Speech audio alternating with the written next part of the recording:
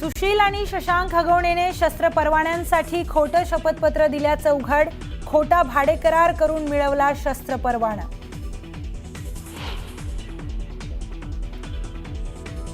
हगवणेला पळून जाण्यास मदत करणाऱ्या चौंधे कुटुंबाचे कारनामे समोर.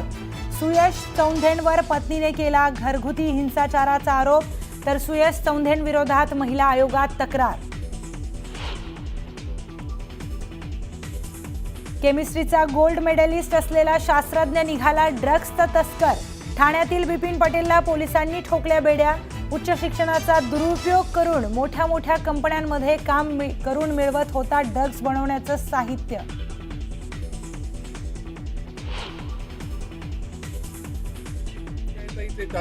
महसूल मंत्री चंद्रशेखर बावनकुळेंनी तहसीलदाराला भरला दम. जनता दरबारात 10 पैकी चक्क 8 तक्रारी एकाच तहसीलदाराविरोधात असल्यानं बावनकुळेंची तंबी. सोशल मीडियावर व्हिडिओ व्हायरल. 10 तक्रारीपैकी 8 तक्रारी तुमच्या येत इथे चांदवडच्या. मी विषय सांगाल तिकडे येऊ का चांदवडला? जरा कलेक्टर. छत्रपती संभाजीनगरमधील निवासी उपजिल्हाधिकारी एसीबीच्या जाळ्यात. 1 कोटींची लाच मागितल्याचं प्रकरण. सहाय्यकाला लाच घेताना एसीबीने रंगे हात पकडलं.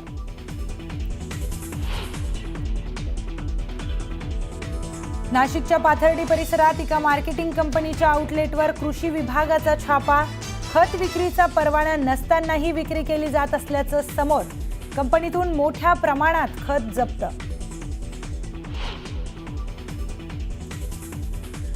सततच्या मुसळधार पावसाने सांगलीच्या येरळा नदीच्या पाणी पातळीत वाढ.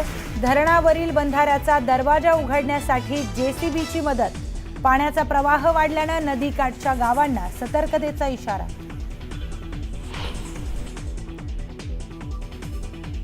कोल्हापुरातील इंगळी गावात भूस्खलनामुळे जमिनीला भेगा. 20 ते 25 घरांना धोका पोहोचल्यानं घरं जमीनदोस्त होण्याची भीती. राज्यभरात मुसळधार पावसामुळे शेतीला फटका बसलाय. शिरूर तालुक्यामध्ये मांडवणमध्ये मुसळधार पावसानं हजेरी लावली. त्यामुळे शेतकऱ्यांच्या पिकांचं प्रचंड नुकसान झालंय.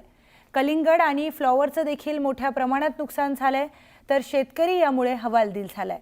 याचबरोबर शिरूरच्या पाबळ परिसरात सतत पडणाऱ्या पावसाने शेतांना तळ्याचं स्वरूप प्राप्त झालंय. त्यामुळे शेतीमालाचं इथे देखील मोठं नुकसान झालं. दुसरीकडे रायगडमध्ये देखील 3 दिवसांपासून पाऊस सुरू आहे. पावसामुळे कांदा भिजल्यानं शेतकऱ्यांचं नुकसान झालंय.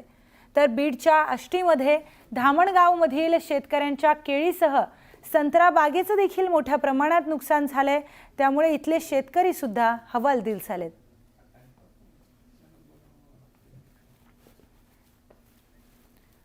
तर सोलापुरात सुद्धा पावसानं धुमाकूळ घातलाय. मुसळधार पावसामुळे पपई बागांचं मोठं नुकसान झालंय. पावसामुळे 5000 पपईच्या झाडांना फटका बसलाय. तर दक्षिण सोलापूर तालुक्यातील बोरामणी येथील पपई उत्पादक शेतकरी मल्लीनाथ पटणे यांच्या पपई बागेचं प्रचंड नुकसान झालंय.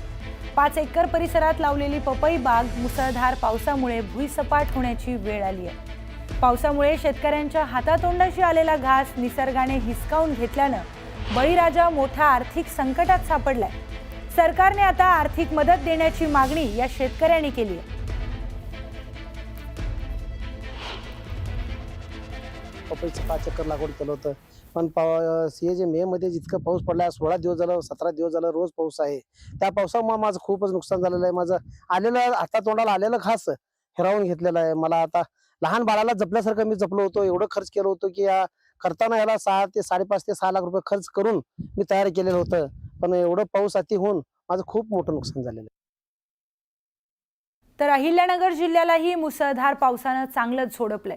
केडगाव उपनगरात सुरू असलेल्या महामार्गावरील पुलाच्या बांधकामावर याचा थेट फटका बसलाय.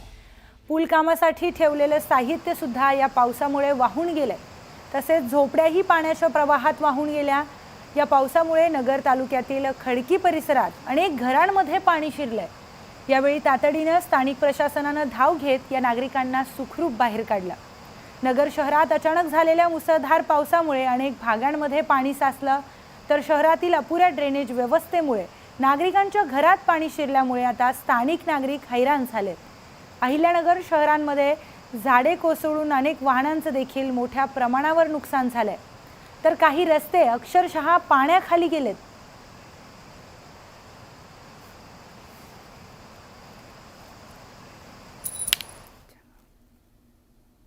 मुसळधार पावसामुळे अहिल्यानगरच्या अकोले तालुक्यातील हरिश्चंद्रगड परिसरात आंबीत धरण ओव्हरफ्लो झालंय.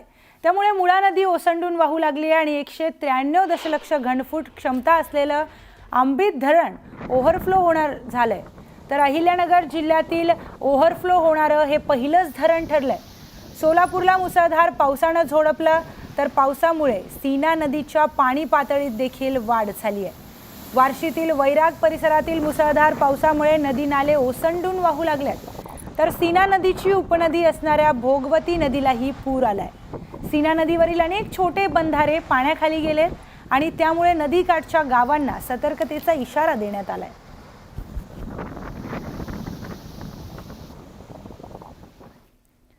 तर जालना जिल्ह्यातल्या बदनापूर तालुक्यात ढगफुटी सदृश पाऊस झालाय.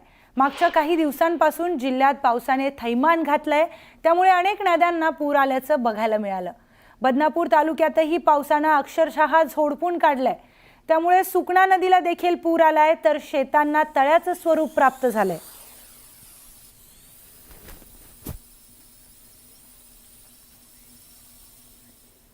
तर राज्यात मान्सूनचं आगमन झाल्यानंतर शेतकऱ्यांकडून खरीप पिकांच्या पेरणीची लगबग सुरू झाली आहे. मात्र कृषी विभागानं शेतकऱ्यांना खरीपाच्या पेरणीपूर्वी आवाहन केलंय. ज्या भागांमध्ये 80 ते 100 मिलीमीटर इतका पाऊस झालाय, त्या भागातील शेतकऱ्यांना पावसाचा अंदाज घेऊन पेरणीचं आवाहन करण्यात आलंय.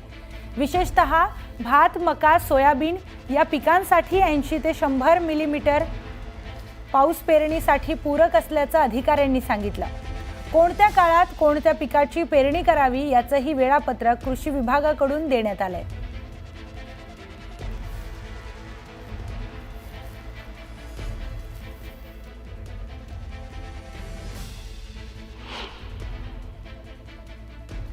काल IMDने डिक्लेअर केलेलं आहे की मान्सून महाराष्ट्रामध्ये दाखल झालेला आहे. बऱ्याच महसूल मंडळांमध्ये 100 मिलीमीटरपर्यंत पाऊस झालेला आहे. तर या अनुषंगाने शेतकऱ्यांना आव्हान असेल की ज्या महसूल मंडळांमध्ये 80 ते 100 मिलीमीटरपेक्षा जास्त पाऊस झालेला आहे, तर त्या ठिकाणी शेतकऱ्यांनी वापसा होण्याची वाट बघून वापसा झाल्यानंतर पेरणी करायला काही हरकत नाही. आणि पुढचा जो काय पावसाचा अंदाज आहे, तो अंदाज बघून पेरणी करण्याचं आव्हान मी आज या ठिकाणी आपल्यामार्फत करतो. तर बुलढाण्यामधील शेगाव खामगाव तालुक्यामध्ये रात्रभर पावसाने धुमाकूळ घातलाय. शेतात पाणी साचल्यानं शेताचं रूपांतर तळ्यामध्ये झालंय. पावसाने शेकडो हेक्टर शेती पाण्याखाली गेली आहे. त्यामुळे शेतकरी पुन्हा चिंतेत सापडले. जिल्ह्यात कोसळत असलेल्या पावसाने सर्वसामान्य नागरिकांसह शेतकरीही त्रस्त झालाय.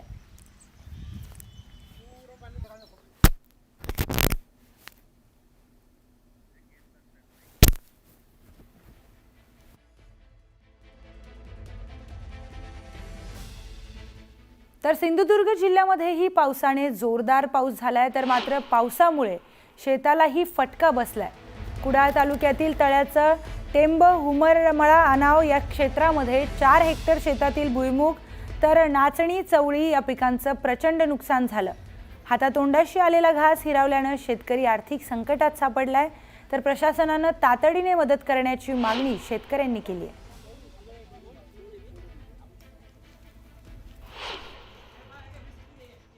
आणि म्हणजे तसा काही त्याचा उपयोग नाही. कोंडूस शेंग झाली, त्याला ऊन नाही, हवा नाही, त्यामुळे बरंचसे नुकसान लोकांचं. त्याचप्रमाणे इतर असलेल्या आमच्या गावातील सर्व जे शेतकरी आहेत त्यांचं सुद्धा मोठ्या प्रमाणात नुकसान झालेलं आहे. नाचणी, चवळी, मूग, उडीद असे अनेक पिकं आम्ही घेतो. थोडीफार पिकं आम्ही लोकांनी पूर्वी पावसा अगोदर घेतली. त्यामुळे यावर्षी त्याचप्रमाणे यावर्षी धरणाचं पाणी लेट आलं, त्यामुळे आणि अवकाळी पावसाच्या अभावी या शेतकऱ्यांना पूर्ण त्रास करून घ्यावा लागला आणि झाला आहे. आणि हे असं शेतात अजून आहेत. या क्षेत्रामध्ये अवकाळी पावसामुळे, मुदतपूर्व अवकाळी पाऊस आल्यामुळे आणि शेतकऱ्यांना ऐन सुगीच्या कालावधीत अनपेक्षित असल्यामुळे पीक काढणीचा जो कालावधी आहे त्यातच आल्यामुळे मोठ्या प्रमाणात नुकसान झालेलं आहे. अनपेक्षित पाऊस होता शेतकऱ्यांसाठी. आणि या क्षेत्रामध्ये सध्या भुईमूग, चवळी, नाचणी अशा पिकाचं शेतकऱ्यांनी उत्पादन घेतलेलं होतं, पण ह्या मुदतपूर्व पावसामुळे त्यांचं मोठ्या प्रमाणात इथे नुकसान झालेलं आहे. आणि आम्ही महसूल विभाग, कृषी विभाग, ग्रामविकास विभाग यांच्यातर्फे संयुक्त पंचनामे राबवून शेतकऱ्यांना यातून जास्तीत जास्त कसे लवकर यांची नुकसान भरपाई मिळेल त्यासाठी आम्ही प्रयत्न करत आहोत. तर 3 दिवसांच्या विश्रांतीनंतर मुसळधार पावसानं मनमाड शहराला झोडपून काढलंय. सखल भागासह शेतात पाणी साचलंय, तर येवला शहरातही जोरदार पाऊस कोसळलाय. मनमाड शहराची दृश्य आपण आता स्क्रीनवर पाहतोय. मनमाड शहरात तुफान पाऊस पडलाय. 3 दिवसांच्या विश्रांतीनंतर आता मनमाड शहरामध्ये मुसळधार पाऊस झालाय, तर सखल भागासह इथे शेतात सुद्धा पाणी साचल्याचं दिसून आलंय. मनमाड बरोबरच येवला शहरामध्ये देखील जोरदार पाऊस झालाय आणि शेतांमध्ये पाणी साचल्याचं यावेळी दिसून आलं.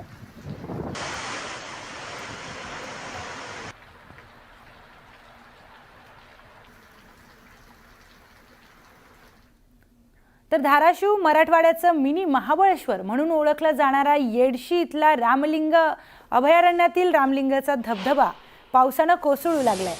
अनेक वर्षानंतरच मे महिन्यात पाऊस जोरदार बरसला आणि या जोरदार पावसाने धबधबा कोसळू लागलाय. हा धबधबा पाहण्यासाठी पर्यटकांनी गर्दी केल्याचं पाहायला मिळालं. तर सांगलीतील चांदोली परिसरात गेल्या 8 दिवसांपासून पावसाची संततधार सुरू आहे, त्यामुळे कडेकापारातून धबधबे कोसळू लागले. चांदोलीचा धबधबा कोसळू लागल्यानं धबधबा पाहण्यासाठी पर्यटकांनी गर्दी केली आहे.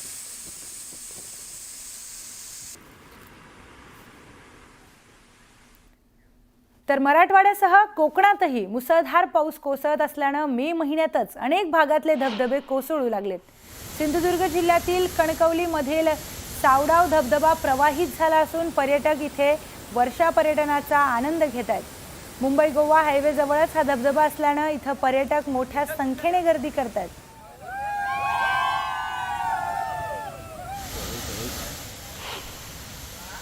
जवळपासच बरेच वॉटरफॉल आहेत.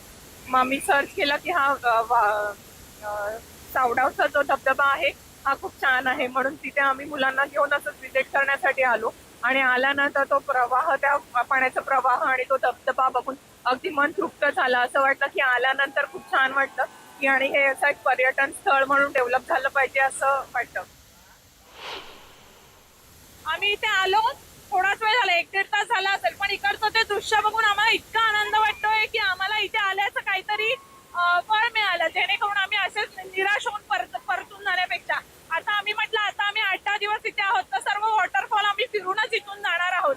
तर सर्वांनी कणकवलीपासून एक 15 ते 20 मिनिटं